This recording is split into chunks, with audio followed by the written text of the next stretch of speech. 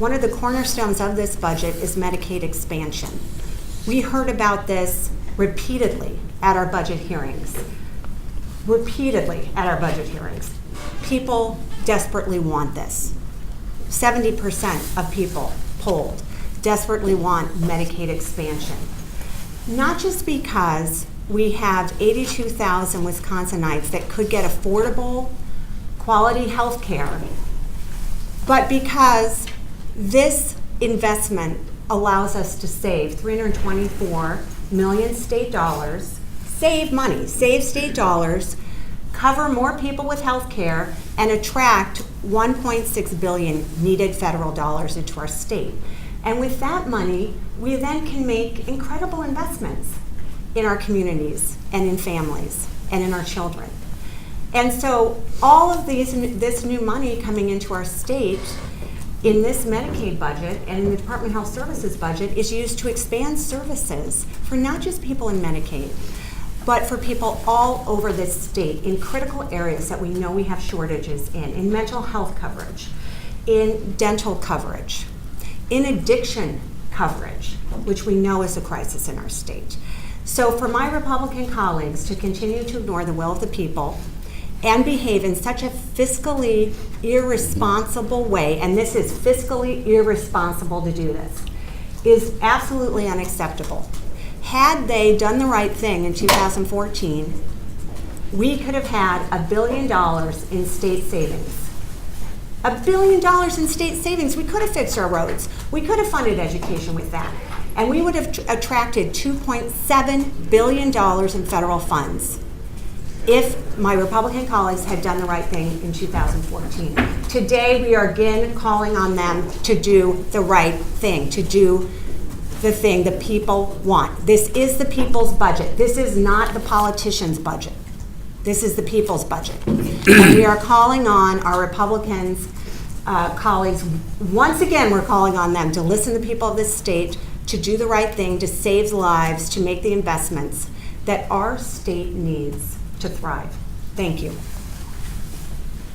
Good morning. I'm State Representative Evan Goyke from the City of Milwaukee. I just want to take a moment and I want to call the members of the media and your attention here to want to talk a little bit about one of the reasons why Medicaid expansion is so popular in all corners of the state. And it's because this is a policy that will benefit Democrats and Republicans, independents and people that hate both parties. It's a policy that will benefit our most urban communities, the suburbs, and the most rural. And so what we have here is a chart that outlines some of the investments that will be made in our Republican finance member and Republican leadership districts. Medicaid expansion will free up federal dollars, as Representative Taylor has just mentioned, that will be invested in rural, suburban, and urban communities. So just take a second to look at our graphic here and the amount of money that will go into Republican districts in the state of Wisconsin.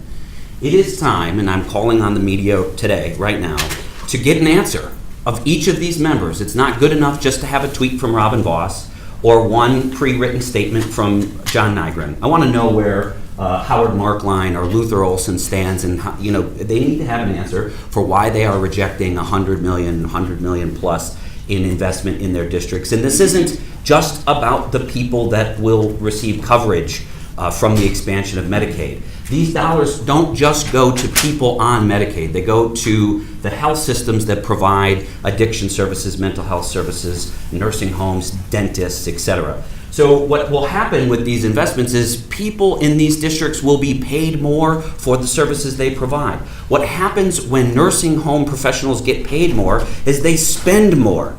So if I'm from Lancaster, Wisconsin, and Howard Markline's district, and $101 million new dollars will be invested, that will ripple through the entire community. And I want to know what their answer is and the explanation that they will provide of why they're rejecting this investment in their district. Urban, rural, suburban, all benefit from Medicaid expansion. Democrat, Republican, Independent, and no party. This is a win for everyone in the state of Wisconsin, and that's why we stand with Governor Evers to expand Medicaid. I'm going to turn the microphone over now to my friend and my state senator, LaTanya Johnson. Good morning. I'm Senator LaTanya Johnson. I represent the 6th Senate District in Milwaukee. I heard Speaker Robin Voss say that the Medicaid expansion was welfare. He called the Medicaid expansion welfare. I'm here to say that it's not. It's good fiscal responsibility. The same as we go out shopping and we look for the best deals available to save us the most money. This is what Medicaid expansion does. It brings $1.6 billion of new dollars into the state and saves the state $324 million that we then can use that money to fund other projects, other things that are important to Wisconsinites. I don't think that we should expect this body to do anything differently than we would do for our own household budgets. Whether that is shop for the best price when we're buying major necessities, or when we're buying groceries. A lot of us use coupons. I use coupons all the time.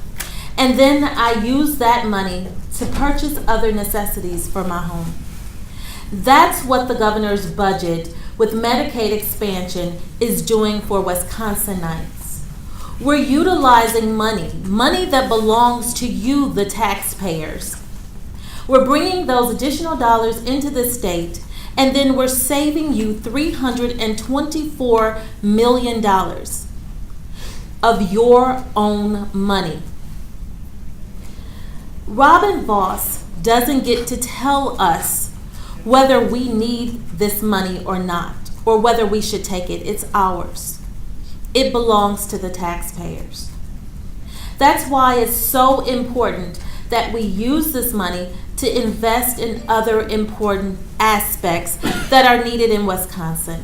We all know of major projects that deserve additional resources, and the first thing that my Republican colleagues say is we don't have the money. This is an opportunity for us to take these new dollars and reinvest them in this state.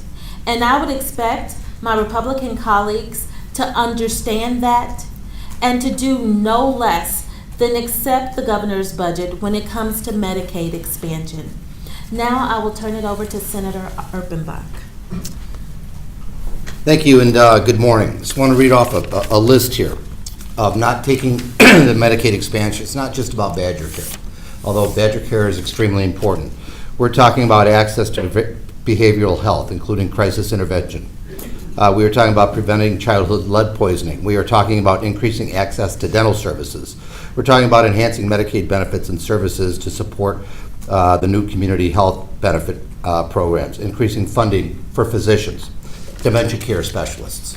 These are programs, but these are programs that affect Wisconsinites. These are programs that help people who live here in this state, help our neighbors, help some of our family members, help some of our friends. You know, they talk about dollars and cents a lot, but we have to talk about Wisconsinites and the people who live here, who help make Wisconsin the best state in the nation.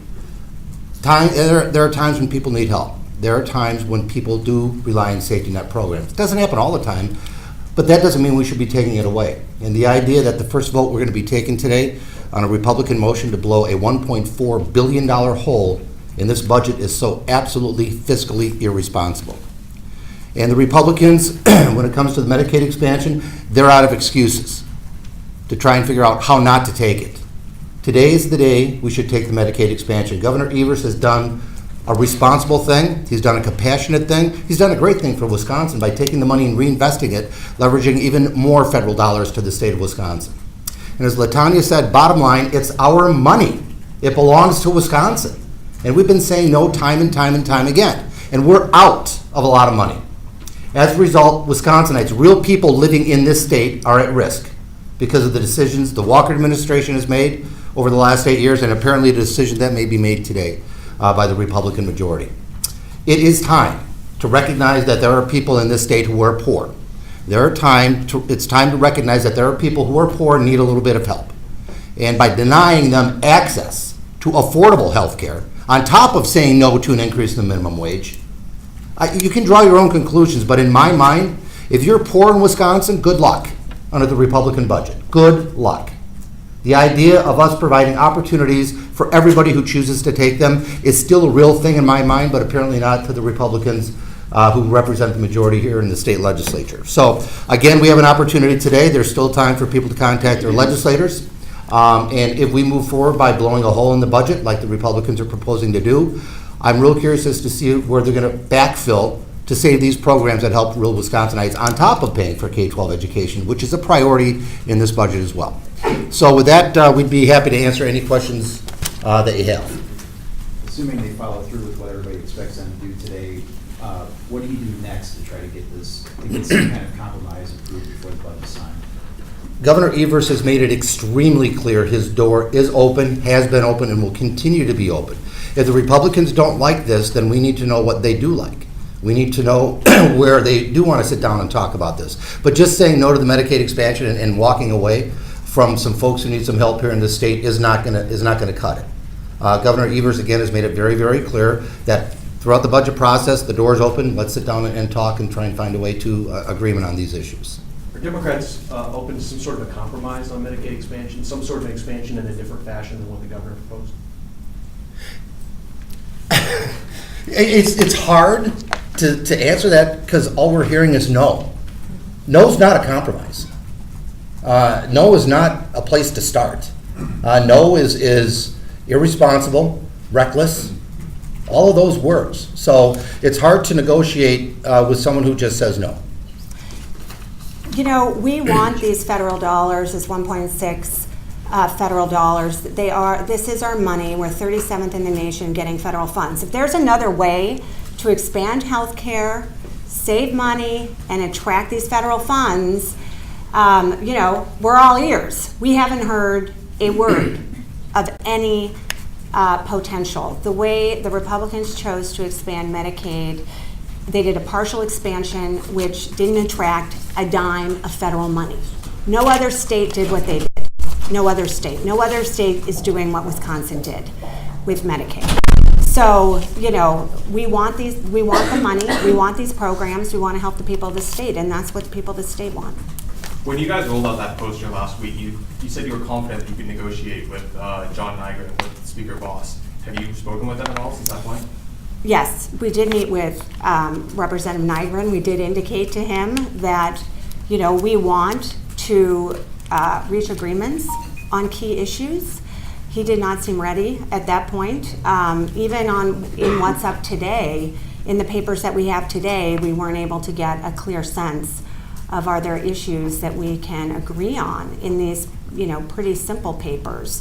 So look, this has not been the Republican way in the last 8 years. They are not used to negotiating. They're not used to compromising. But that's what you need in shared government. And our side, this governor, has said he is open to talking. But we hear a lot of silence on the other side. How is this different from the last budget? I know that even with the Republican governor and Republican-controlled legislature, it still took until October, and there was still not compromise. So, I mean, how is this any different than that? Well, it's different this time in that we have a budget that people overwhelmingly support. When I was on the Joint Finance Committee last time in 2000 for the 2015-2017 budget, people came crying to our hearings, our public hearings, because they hated the budget. This time people came to these hearings begging us to take the people's budget, begging us to expand Medicaid, begging us to invest in public education, begging us to fix the roads. That's the difference. Chris is right. This is the first time I've dealt with a state budget where people actually showed up and talked about being in favor of the state budget. They were in favor of this. The previous budgets that I dealt with on finance, people were showing up opposed to just about everything that was in the budget. So we are starting from a really good place here. We're starting with a balanced budget that spends money in the areas where people want it to be spent. And so key to this budget is the Medicaid expansion. You take that out, this budget falls apart. Absolutely falls apart. Good luck getting K-12 funding. Good luck getting $630 million for special needs funding. And we haven't even begun to talk about roads yet.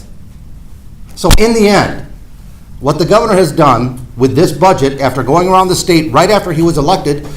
He and Mendel went around the state. They listened to what people had to say, and this budget directly reflects not what invited guests had to say, what anybody and everybody who showed up for these listening sessions had to say.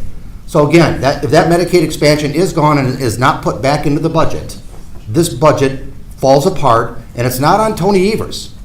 It's on Robin Voss and it's on Scott Fitzgerald, because those are the two guys who decided to take Medicaid out. And I think it's important that we note that the same listening sessions that we attended as Democrats, our Republican colleagues were there as well. And overwhelmingly, Medicaid expansion was supported. 70% of Wisconsinites agree with Medicaid expansion. I don't think pretty much in this state you can find 70% of anybody agreeing on anything. But 70% of individuals agree with Medicaid expansion. It's time that we start listening to the will of the people and stop participating in all of this caucus nonsense.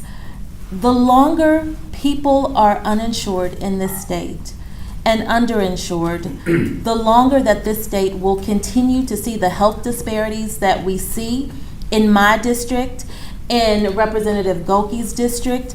This is an opportunity for those individuals to receive adequate medical care, and not to mention those rural areas too. Our hospitals, if an individual shows up at a hospital and they're uninsured, that's no compensation for that hospital. I don't know how we see avoiding Medicaid expansion as a win. It just doesn't make sense. Thanks for coming out. We'll see you in the Rumble Room.